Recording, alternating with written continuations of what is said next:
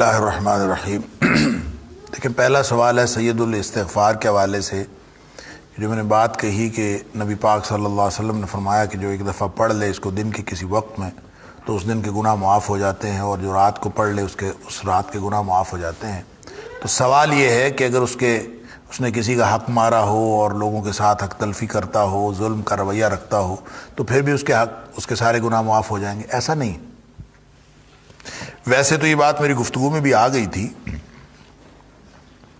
کہ اس کا مطلب یہ نہیں ہے کہ کوئی ہندو سکھ عیسائی ہو یا ظالم ہو اور وہ لوگوں کا حق مارنے والا ہو اور مختلف طرح کے کبائر میں مبتلا ہو اور بس وہ یہ پڑھتا رہے اور اس کو جو ہے وہ گناہ معاف ہوتے رہیں گے۔ ایسا نہیں ہے۔ دیکھیں، اللہ نے گناہ معاف ہونے کا کچھ آٹومیٹک سسٹم بنایا ہے، اس میں نمازیں بھی ہیں۔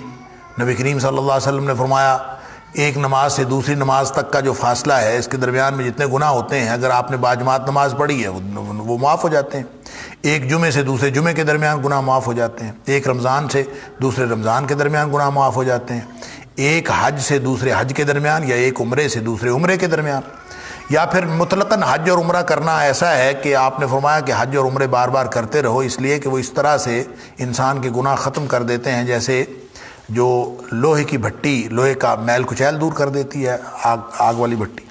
تو یہ ساری اس طرح کی جتنی بھی احادیث ہیں، اس کا یہ مطلب نہیں ہے کہ کبائر معاف ہو جاتے ہیں۔ کبیرہ گناہ توبہ کے بغیر معاف نہیں ہوتے۔ کسی کا حق مارا ہوا ہے، وہ جب تک حق نہیں دیا جائے گا یا اس سے معاف نہیں کروایا جائے گا وہ معاف نہیں ہوتا۔ لہٰذا یہ اس طرح کی جتنی احادیث ہیں اس سے مراد وہ صغیرہ گناہ ہیں جو انسان کر بیٹھتا ہے دانستہ یا نادانستہ، لیکن وہ اس ڈسپلن کا اپنے آپ کو پابند رکھتا ہے کہ اے اللہ، میں نے تیری کوئی نافرمانی نہیں کرنی، میں نے کوئی گناہ نہیں کرنا۔ وہ یہ طے کرتا ہے اور وہ ہر وقت یہی سوچتا رہتا ہے کہ اللہ میں نے گناہ نہیں کرنا۔ گناہ اس سے بھی سرزد ہو جاتے ہیں۔ کیوں؟ کل بنی آدم خطاء، کوئی انسان تو ایسا ہو نہیں سکتا جس سے گناہ نہ ہو۔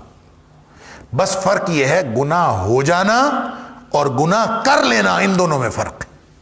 جو گناہ ہو جاتے ہیں وہ معاف ہوتے رہتے ہیں، ساتھ ہی ساتھ جو انسان ڈھٹائی کے ساتھ کرتا ہے، فرق ان دونوں میں یہ ہے، گناہ کر لینے اور گناہ ہو جانے میں فرق یہ ہے کہ گناہ کر لینا نیتاً ہوتا ہے، ارادتاً ہوتا ہے، منصوبہ بندی کے ساتھ ہوتا ہے، پلاننگ کے ساتھ ہوتا ہے، اور بندہ سوچ سمجھ کے کرتا ہے کہ کوئی بات نہیں جناب، ساری دنیا کر رہی ہے، میں یہ چھوٹا سا کر لوں گا تو کیا فرق پڑے۔ نہ اس کے دل میں کبھی ندامت آتی ہے، نہ کبھی شرمندگی آتی ہے، نہ اس کو کچھ۔ تو ظاہر سی بات ہے جو گناہ کرتا ہے پھر وہ اس پر اصرار کرتا ہے، اس کے پاس دلیل آ جاتی ہے، اپنے گناہ کی دلیل پیش کرتا ہے۔ جو گناہ کی دلیل پیش کرتا ہے وہ کبھی گناہ سے باز نہیں آ سکتا، جس کے پاس گناہ کی دلیل آ گئی۔ دوسرا شخص جس سے ہو جاتا ہے وہ گناہ کی کوئی دلیل کو نہیں مانتا، وہ کسی دلیل کو پیش نہیں کرتا، بس وہ سادہ بات کرتا ہے کہ اللہ مجھ سے جو ہو گیا تو اس کو معاف کر دے۔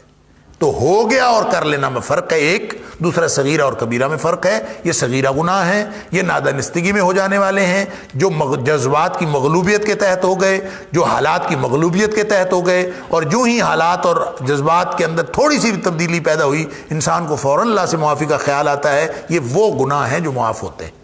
لہٰذا یہ سمجھنا کہ یہ میں ذکر اذکار کرتا رہوں اور میرے جو گناہ معاف ہو جائیں گے اور میں بخشا جاؤں گا، میں لوگوں کا حق بھی نہ دوں، لوگوں کے اوپر ظلم بھی کروں، اور میں انسانوں کو انسان ہی نہ سمجھوں اور پھر بھی میں بخشا جاؤں گا، یہ بالکل غلط ہے۔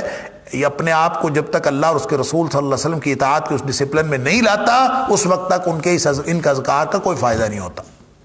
ایک بات